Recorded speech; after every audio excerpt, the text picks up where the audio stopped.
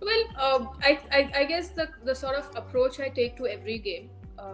That is why I think whenever I have the slump of, even if I go without scoring 3 or 4 innings, then quite hard on myself that I haven't scored runs. And runs doesn't mean that 30s or the 20s or the 40s. Nothing less than a 50 is what runs is for me.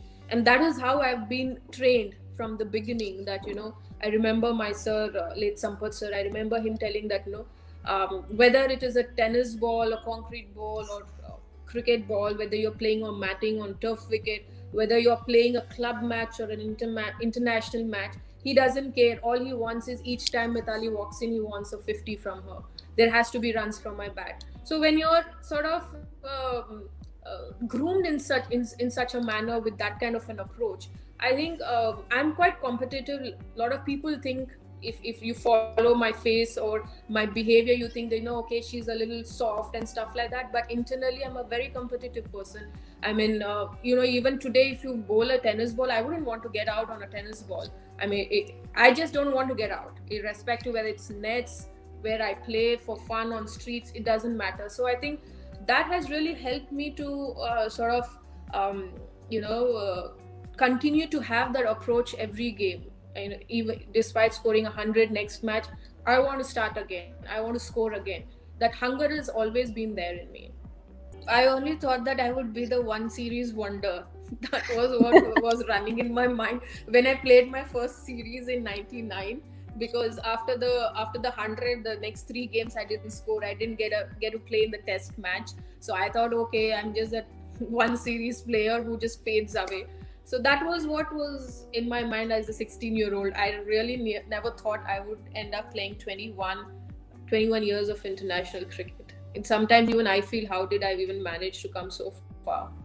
I guess that a lot of my journey pre BCCI, like before BCCI got into and taken women's cricket in a country way back in 2007, that is 2007. I think a lot of my journey of 1990s is also being told through the story. So that was pretty much very closer to what the struggles of women cricketers has been before BCCI came into the scenario, how the struggles were, and what sort of facilities and what are the challenges that women cricketers faced back then. So I think that would also be added. That is pretty much what the fans can expect, other than what has happened after BCCI with so much of changes for good for women's cricket. And obviously, since 2016-17, I think we pretty much are on social media for everybody to know what is happening in women's cricket. So honestly, I did struggle when I got a lot of spotlight,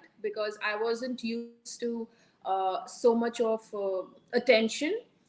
Because I've played in empty stadiums, grounds, different grounds, rough grounds, traveled unreserved. So for me, it was a very different challenge that I faced when so much of scrutiny was on me. But I guess I took some time to understand and absorb this change and worked it around. I wouldn't say it was easy. It definitely was difficult, because it was not something planned. It just happened after 2017 World Cup when I came back to India. It just hit me like this big wave, like sort of a jolt. And for 2-3 months, I didn't know what was happening. I did struggle emotionally, yes, a lot more, but somehow I found my feet to sort of work it out. And then I was in a very better space to understand and accept things, that this is how women's cricket now is going to be.